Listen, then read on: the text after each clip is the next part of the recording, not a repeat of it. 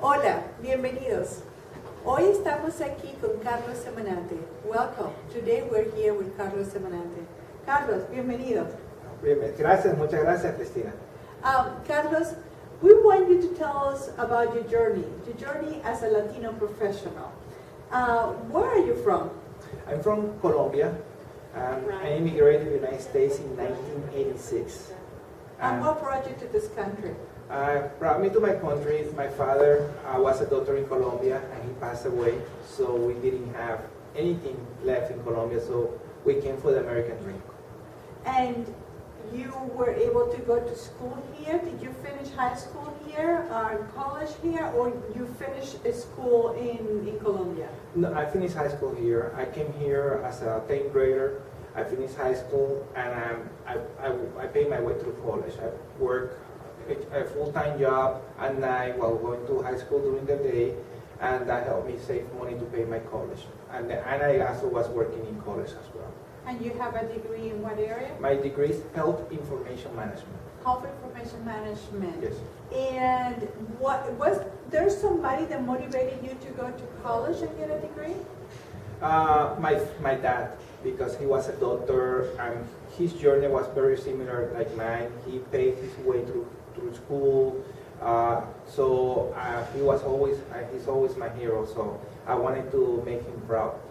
Did you have any mentors that helped you through the process?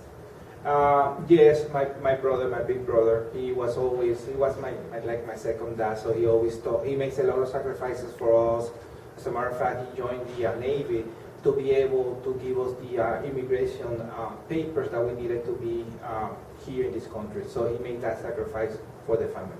So your brothers joined the military. Yes. In order for the family to be able to have their immigrant status and stay in this country. Correct. Excellent.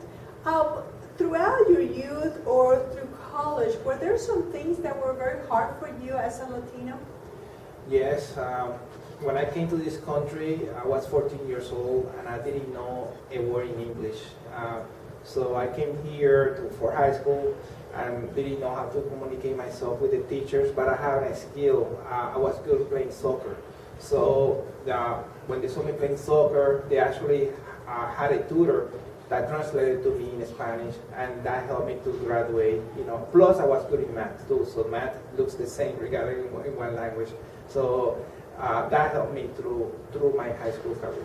So I understand that soccer was a vehicle for you to actually make friends and to get to know new people? Absolutely.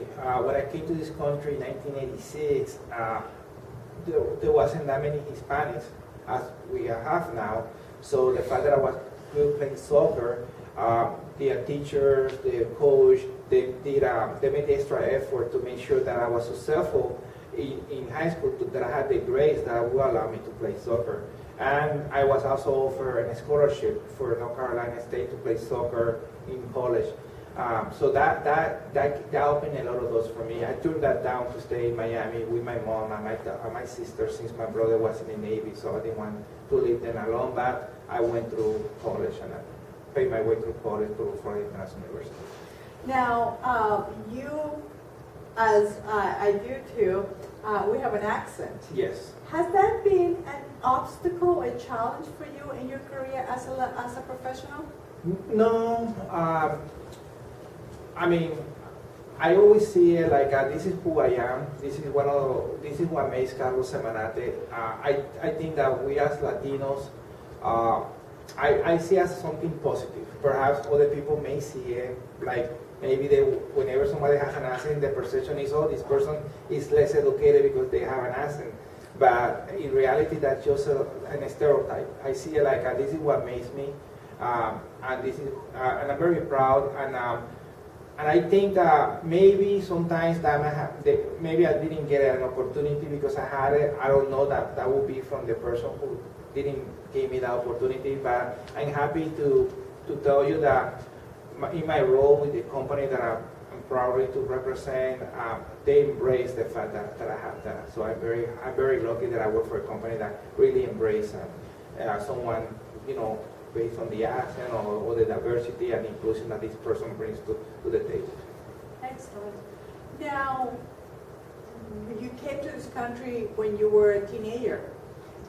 How do you keep your culture alive? How do you share the culture with your family, your new family here? I understand you have a daughter and you got married. How do you keep that culture alive in your family? I always talk to my daughter in Spanish, and I always tell her the experiences that I live. I mean, I grew up very, very young. I mean, I came to this country at 14, and when I was 14, I had to work a full-time job. And other students in high school, after school, they would go out, they would go to celebrate because we were playing soccer. Now I would have to go to Burger King or McDonald's to work a full-time job to bring money to my house. So I matured at a very young stage of my life. So I always remind my daughter the sacrifices that I made, the sacrifices that my wife has made, so that she understands that we as immigrants, as Latinos, you know, we work hard and we need to represent our culture very proud, you know, because I mean, nobody gave me anything. I worked myself through college and I earned, you know, the right to live in this country and to enjoy the things that I'm doing because I work so hard for it. So that's what I'm trying to teach my daughter. I talked to her about my country. I'm from Colombia. I talked to her about my dad that she never met, and the things that we do, and the food that we eat. And my wife tried to share that with her as well. What do you want an employer to offer you so you can consider employment with that organization? What I would like the employer is to be open to someone that brings different ideas, to someone that, you know, perhaps has a different background. So to be open, you know. So if we all look the same, you know, this world would be very boring, you know. So the fact that I sound different, that I look different, that my skin color is different, that's something that I would like an employer. You know, we are different, and when you have that company, that employer that embraces diversity and is ready to bring aboard someone that has new ideas, that has an open mind, and that can add value to the company by sharing my culture, my experiences, and depending who the employer is, if the employer wants to grow this specific market, I know what it takes for someone, for a Latino and a Hispanic to do business. We're the type of customers that we believe in a handshake, we believe in a personal relation, and we believe that if you build that relationship, if we're happy with that employer or with that customer, it's going to bring you a lot of referrals. So, do you think we have a competitive advantage as a Latino? I think lately, I think it's now kind of cool to be Latino, but 10, 20 years ago, it was very difficult to be a Latino in America. You know, there are a lot of stereotypes. The first stereotype is that depending on what state do you live, the first thing that they say is that you're a Mexican. You know, so they don't understand that, you know, we are Colombians, we're Venezuelans, we're Ecuadorians.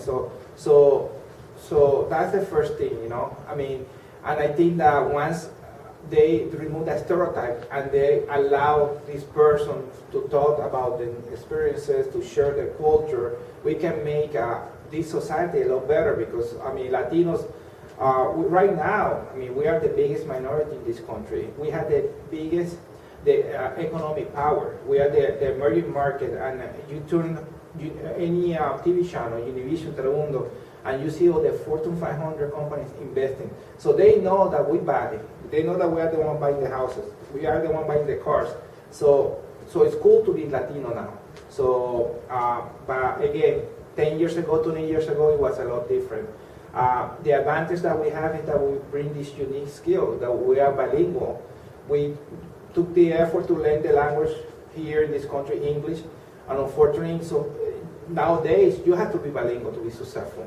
And some people don't see it that way. But I think that as Latinos, as long as we prepare ourselves, you know, not necessarily you need to go through college to be well prepared, you could be successful in this country.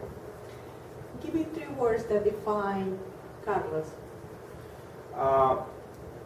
Persistence, integrity, and vision, and a dreamer. I always think ahead, and I always think, about what I'm living today, what is going to happen tomorrow and the day after. A message for Latino youth? Don't give up. When one door closes, there's always going to be a window, and as many times somebody tells you, no, you cannot do it, it cannot be done, you always have to be true to yourself. You always have to believe that it could be done. And once you make it, celebrate the success. Thank you, Carlos. Thank I you. appreciate you coming and sharing part of your journey with us. And I know that whoever will see this video will appreciate that too. Thank you very much. Thank you and good luck to you. Thank you.